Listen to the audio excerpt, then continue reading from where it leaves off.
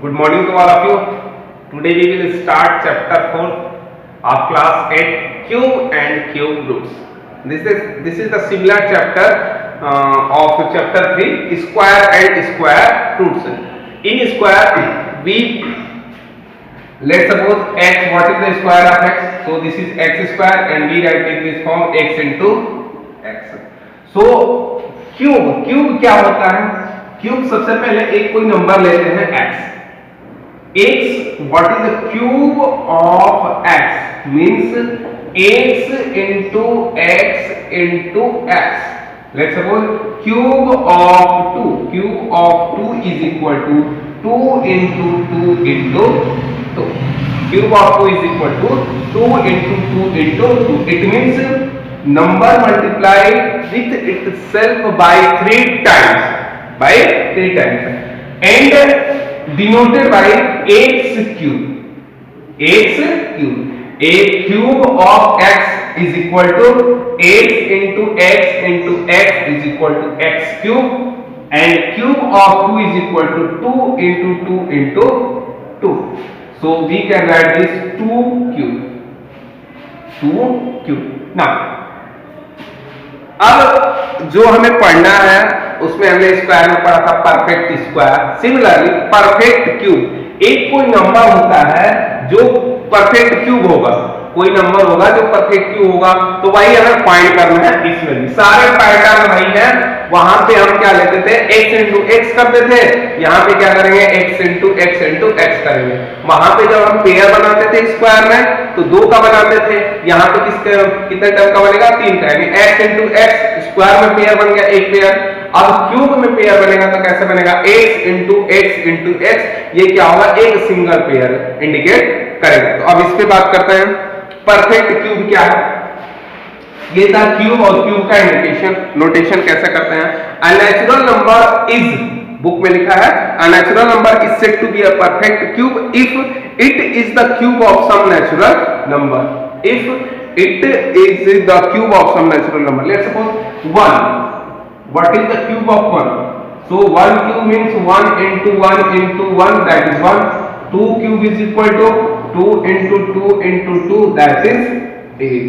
तो हम ये कह सकते हैं कि जो 8 नंबर है वो एक परफेक्ट क्यूब है. हमने क्या पढ़ा था 4 को, 4 क्या लिखा था, 2 into 2 यानी 2 स्क्वायर. इट मींस 4 क्या है, एक परफेक्ट स्क्वायर नंबर था. इन चैप्टर 2 में स्क्वायर एंड स्क्वायर रूट्स. अब यहाँ क्या है, क्यूब एंड क्यूब रूट्स है. तो यहाँ पे क्या है, 2 cube is equal to 2 into 2 into 2, that is 8. It means वो 8 जो है एक परफेक्ट क्यूब है. और जब 1 की बात करें तो 1 एक परफेक्ट स्क्वायर भी है और 1 एक परफेक्ट क्यूब भी है, क्योंकि 1 का कितने टाइम्स खुद से मल्टीप्लाई होगा उसका रिजल्ट 1 ही आएगा. सिमिलरली हम लोग ऐसा भी लिखे, 3 cube is equal to 3 into 3 into 3, that is 27. 4 cube is equal to 4 into 4 into 4, that is 64. तो हम ये कह सकते हैं कि जो 8 है, 27 है, 64 है, ये जो सारे नंबर हैं ये क्या है, एक परफेक्ट क्यूब है. वही लिखा है, a natural number is said to be a perfect cube if it is the cube of some natural number. Test में क्या लिखा है, a given natural number is a perfect cube if it can be expressed as the product of the triplets of equal factor. What is the meaning of this word, equal factor? Equal factor means 2 into 2, 3 into 3, 4 into 4, 5 into 5, x into x. X into y is not an equal factor. So and triplet means triplets of equal factor. It means there are 3 terms. So this is triplets of equal factor. अब देखो, अब कुछ अपने आते हैं exercise के question पे. तो पहले एक्सरसाइज के क्वेश्चन सॉल्व करने से पहले कुछ एग्जांपल सॉल्व करते हैं. हमें ये पता होना चाहिए कि कोई परफेक्ट जो नंबर है वो परफेक्ट क्यूब तभी होगा जब उसके ट्रिपलेट्स ऑफ इक्वल फैक्टर्स मिलेंगे, यानी उस नंबर के हमें 3 इक्वल फैक्टर चाहिए। कैसे? अब एक एग्जांपल लेते हैं। एग्जांपल 1 लिखा है, एग्जांपल 1 पेज नंबर 63, क्वेश्चन लिखा है so that 189 is not a perfect square, perfect cube is not a perfect cube। लिखा है question so that 189 is not a perfect cube। तो सिंपल वाई प्रोसेस करेंगे, अपना प्राइम फैक्टराइजेशन मेथड इसमें apply करेंगे, क्योंकि हमने जब स्क्वायर निकाला था तो उसमें भी कौन सा मेथड अप्लाई किया? Prime factorization method. तो सिमिलरली इसको भी यूज करते हैं। 189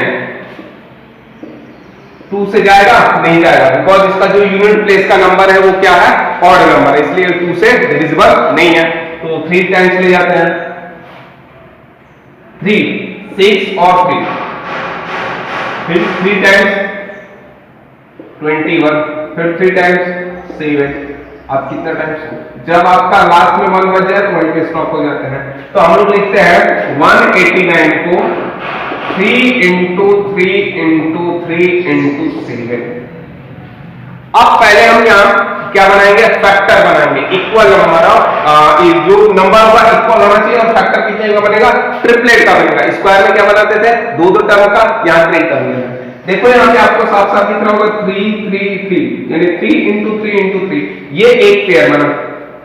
अब 7 रह गया अकेला, तो इसी की वजह से, यानी अगर ये 7 नहीं रहा होता तब हम क्या करते? अब पहले देखो, इसका मतलब ये हुआ कि 189 is not a perfect cube because here the triplets of equal factor, it means 7 का ट्रिपलेट यहाँ पे नहीं है। 3 का आप देख सकते हो 1 2 3, it means 3 equal triplets of 3 equal factor है। यहाँ पे कौन है? 3 है, बट 7 का क्या है? इस केस को फॉलो नहीं कर रहा है।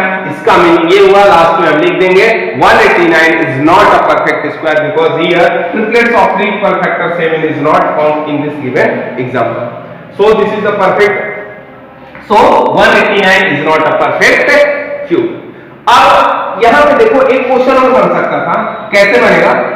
अब क्योंकि आपने स्क्वायर और स्क्वायर रूट्स का बेस समझ लिया है, उसी बेस को इसमें भी अप्लाई कर रहा है, तो देखो उसी बेस का चैप्टर एक क्वेश्चन करते हैं इसी में, कि अगर 189 को कितने से डिवाइड कर दिया जाए, 189 को कितने नंबर से, यानी किस नंबर से डिवाइड कर दिया जाए कि ये जो 189 है वो एक परफेक्ट क्यूब बन जाए। क्या बन जाए? एक परफेक्ट क्यूब बन जाए। सिमिलर हमने क्वेश्चन किया था इस टाइप के, कभी क्या करते थे? ऐड करते थे, कभी सब्ट्रैक्ट करते थे, कभी डिवाइड करते थे। तो सेम प्रोसेस इसमें भी अप्लाई होगा, रूल सारे वही हैं, कंसेप्ट वही है। स्क्वायर में क्या करते थे? 2 पेयर, मतलब 2 इक्वल पेयर लेते थे। यहाँ पे क्या लेना है? ट्रिपलेट लेना है, ट्रिपलेट लेना है, तो सेम कंसेप्ट वही। अब अगर सोचो कि अगर इसमें हम 7 से डिवाइड करते हैं, 7 से डिवाइड करते हैं, 3 into 3 into 3 into 7, अगर 7 से डिवाइड कर दिया जाए तो क्या एक हमारा ट्रिपलेट्स ऑफ इक्वल फैक्टर मिल गया? कितना? 3। तो जब 7 इधर किए तो 7 इधर भी करेंगे, 189 7। तो इसके बाद यहां जो नंबर मिलेगा, कौन सा नंबर मिलेगा? 2 और कितना बचा? 4 से 27। यानी अगर हम 189 में 7 से डिवाइड कर दें तो जो नंबर बनेगा वो एक परफेक्ट क्यूब होगा। As you can see that 27 is a perfect cube of 3 cube. और यहां भी देख सकते हो कितना है? 3 into 3 into 3, इट मींस 3 का क्यूब। और जब इसमें 7 से डिवाइड किए तो हमें क्या मिला? 27। तो सेम पैटर्न और सेम क्वेश्चन वही सारे इसमें भी मिलेंगे, उसी मेथड को इसमें भी अप्लाई करके चलना है और हमें क्वेश्चन सॉल्व करना है। चलो अब एक क्वेश्चन करते हैं एग्जाम, हाँ अब एग्जांपल 3 लेते हैं। एग्जांपल 2 इजी है, आपको एग्जांपल 3 मैं दिखाता हूं क्या दिया है। सेम जो भी एग्जांपल 3 है उसी बेस पे आपको क्वेश्चन भी सॉल्व करना है। एग्जांपल 3 लिखा है what is the smallest number by which, example 3 question given है what is the smallest number by which 3087 may be multiplied so that the product is a perfect square। Simple question है। Question ये कह रहा है कि इस number में कितने से हम मल्टीप्लाई कर दें कि वो एक परफेक्ट क्यूब बन जाए, वो एक परफेक्ट क्यूब बन जाए। तो इसका सिंपल तरीका है प्राइम फैक्टराइजेशन मेथड। पहले उसको अप्लाई करें। 2 से जाएगा नहीं जाएगा, क्योंकि यूनिट प्लेस पे क्या है ऑड नंबर, इसलिए 2 से ये नहीं जाएगा। कितने से जाएगा ये 3 से। 3 1 जा 1 0 20 और ये आ गया 9। फिर 3 से जाएगा बिल्कुल जाएगा। 3 से गया 3 3 जा 9 1 बचा 3 4 जा 12 और ये आ गया 3। फिर इससे जाएगा 3 है, अभी भी 2 से नहीं जाएगा, तो 3 से है तो 4 से भी नहीं जाएगा, 5 से भी नहीं जाएगा, 6 से भी नहीं जाएगा, 7 से जाएगा, क्योंकि यूनिट प्लेस पे क्या है 3 है, तो 7 से चलते हैं। यानी 4 5 6 से नहीं है, 7 से। तो 7 मान लेना 7 2 जा 14 7 4 जा 28 28 29 30 31 32 33 34 यानी कि 6 बचा, यानी ये 63 हो गया। 7 9 जा 63। फिर 7 टाइम्स और ये 7 बन जा, तो इसका जो नंबर आया 3087 is equal to 3 into 3 into 3 sorry 3 into 3 into 7 into 7 into 7। देखो क्वेश्चन क्या कर रहा है। क्वेश्चन बोला है what is the smallest number by which 3087 may be multiplied so that the product is a perfect cube. Perfect cube इसका मतलब हमें कौन से स्मॉलेस्ट नंबर से इसमें मल्टीप्लाई करें कि ये जो नंबर है ये एक परफेक्ट क्यूब बन जाए। क्या बन जाए? एक परफेक्ट क्यूब बन जाए। तो सबसे पहले क्या करेंगे, इसमें ट्रिपलेट्स ऑफ इक्वल फैक्टर बनाए। ट्रिपलेट्स ऑफ इक्वल फैक्टर, तो देख रहे हैं कि 7 का केवल 3 का नहीं है, ये भी 2 है। तो अगर इसमें जो हमसे पूछा है किस नंबर से मल्टीप्लाई करें, तो इसमें देखो 3 कितना है 1 और 2। अगर एक 3 और रहा होता तो ये क्या हो जाता है, एक परफेक्ट क्यूब हो जाता।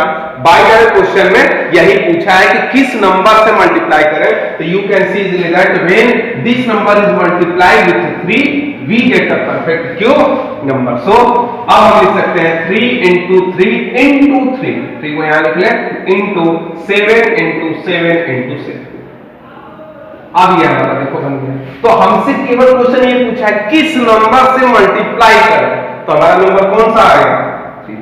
Then the required number is 3. The smallest required number is 3. जब 3 से मल्टीप्लाई कर देंगे तो ये जो नंबर है क्या हो जाएगा, एक परफेक्ट क्यूब हो जाएगा। जब 3 इधर से तो 3 इधर से भी होगा, ठीक है। लेकिन हमसे नंबर नहीं पूछा है, बस ये पूछा है कि किस नंबर से मल्टीप्लाई कर देंगे तो परफेक्ट क्यूब हो जाएगा। तो इसका मीनिंग ये हुआ कि अगर इसमें हम 3 से मल्टीप्लाई कर दें तो ये जो नंबर है परफेक्ट क्यूब बन जाएगा। अगर पूछा होता कौन सा नंबर, तब इसमें 3 से भी मल्टीप्लाई करते तब हमारा आंसर होता है। लेकिन हमसे पूछा है smallest number multiplied to get ये number is a perfect cube.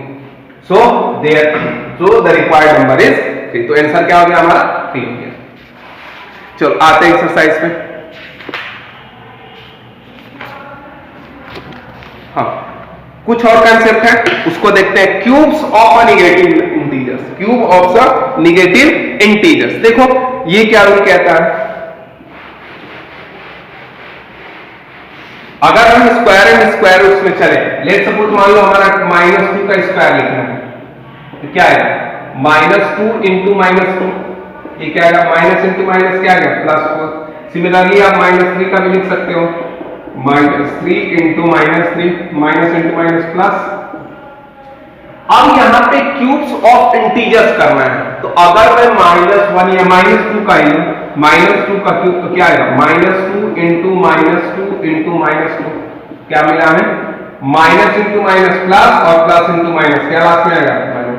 देखो जहां भी इंटीजर्स का साइन पहले हम लोग, अगर मल्टीप्लाई वाला क्वेश्चन है तो उसमें पहले साइन क्लियर कर लेते हैं कि लास्ट में आंसर में प्लस रहेगा कि माइनस रहेगा।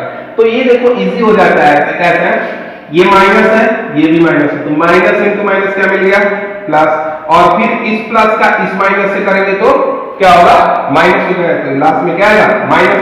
नंबर का करेंगे 2 इंटू 2 4, 4 2 जा, यानी -2 का जो क्यूब आएगा वो क्या आएगा -8 आएगा। अब देखो जरूरी नहीं है, आप ऐसा भी कर सकते हो minus into minus plus, plus into minus minus, 2 2 जा 4, 4 2 जा 8, यानी आगे और पीछे दोनों से भी करोगे तो आंसर सेम आएगा। एक और क्वेश्चन करते हैं, -3 का क्यूब, -3 इंटू -3 इंटू -3, क्या मिला?